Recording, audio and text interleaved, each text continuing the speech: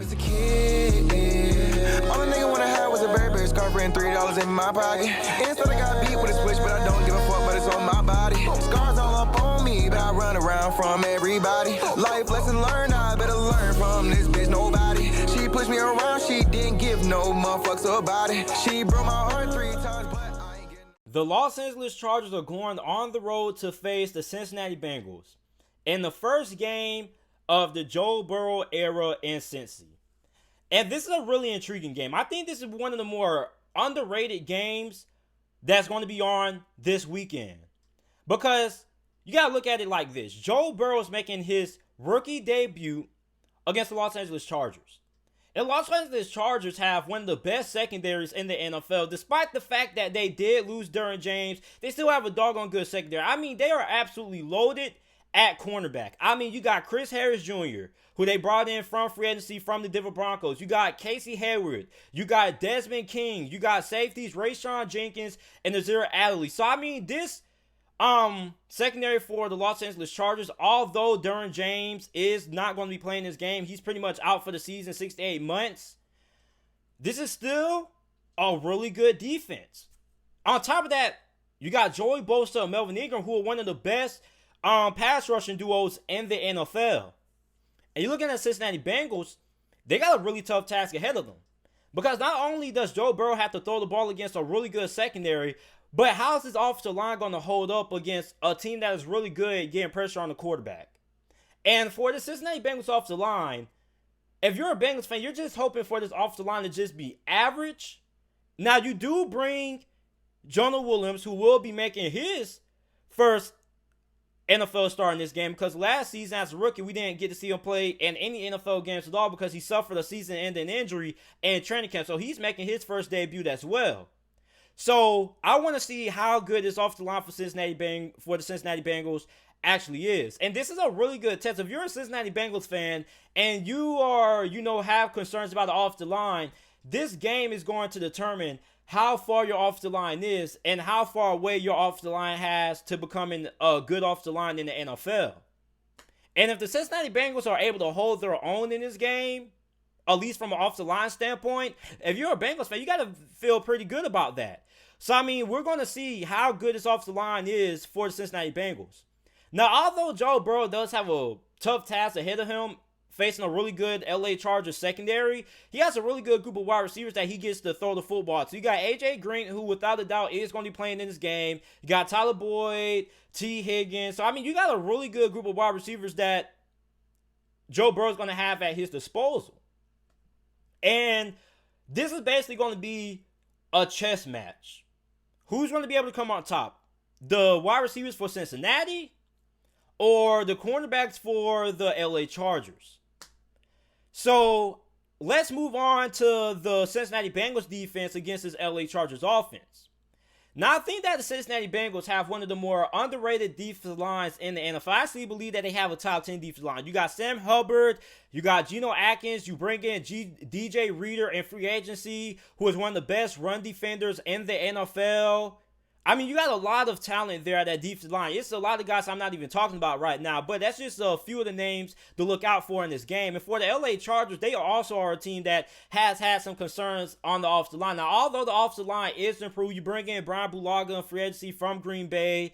I think this should be a more improved offensive line, but all in all, they still do have a little bit of holes on this offensive line as well that can be exploited with how good this defensive line for Cincinnati is. We also got to see how good is Mike Williams going to be in this game, because Mike Williams has like a shoulder injury that he's going to be working with and playing with in this game. So how effective is he going to be in this game? So for the Chargers, Tyrod Taylor is going to be the starting quarterback. Tyrod Taylor is a guy who doesn't lose you games, but he doesn't take a lot of shots deep.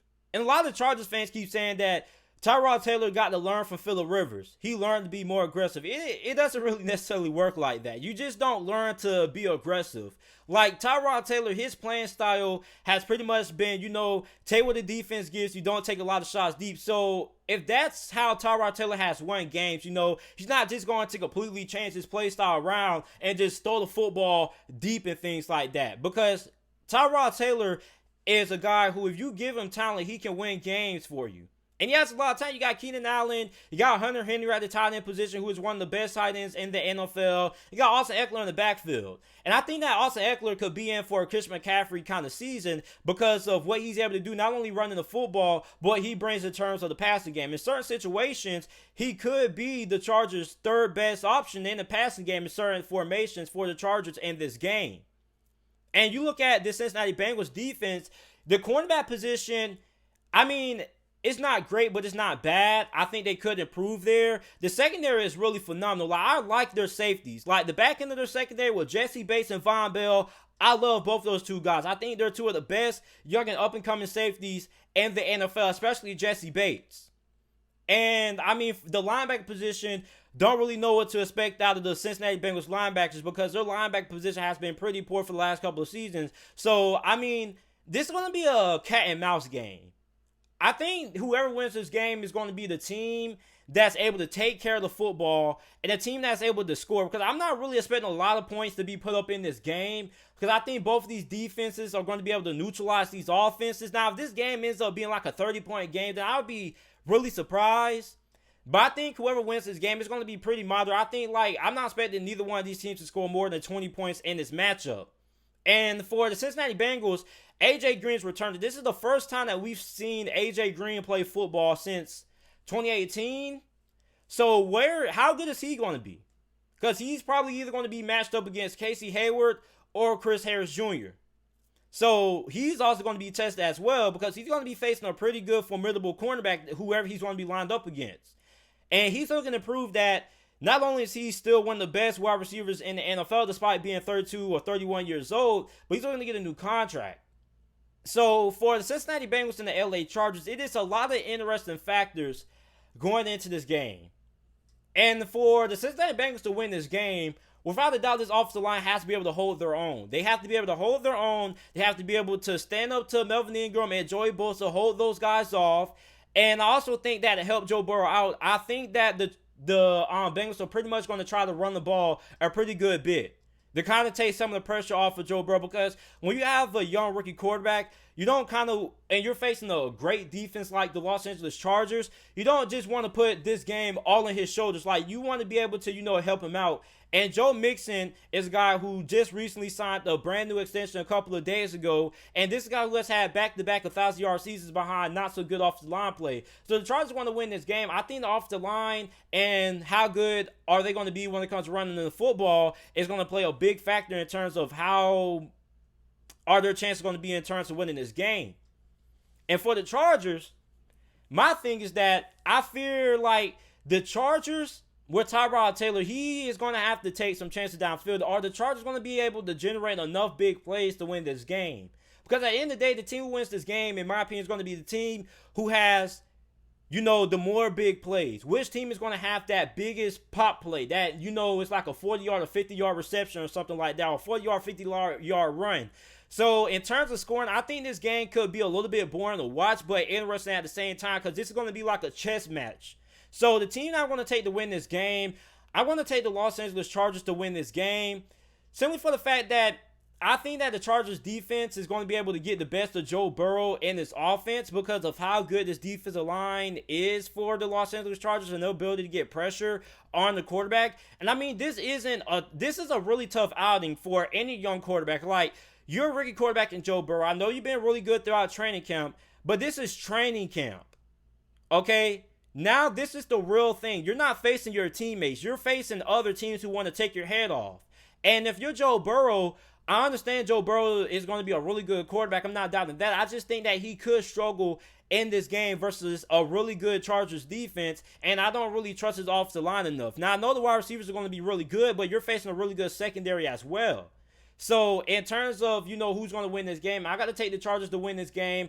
I think the Chargers win this game 17-14 is going to be my final score prediction for this game.